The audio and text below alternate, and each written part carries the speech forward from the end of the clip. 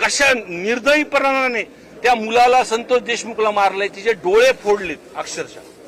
म्हणजे अजून सुद्धा आणि कॉल रेकॉर्ड जर तपासले, जे गुन्हेगार त्या स्थळी होते त्यांचे कॉल रेकॉर्ड जर तपासले तर पूर्णपणे ते अँगल ते वाल्मिक करार जाईल. पण का ही सरकार न्याय देण्यासाठी मागे सरकती, हा प्रश्न आमच्या सर्वांना पडलाय.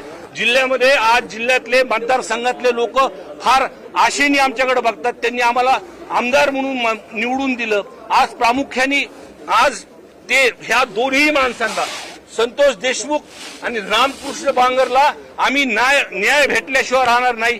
या अधिवेशनाच्या 6 दिवस जे आहे, आठवडाभर आहे, जर त्यांना अटक झाली नाही तर मी माझ्या पुढच्या सोमवारी किंवा मंगळवारी मोठा मोर्चा आणि आंदोलन आम्ही आमच्या बीड मतदारसंघामध्ये आम्ही करणार आहोत.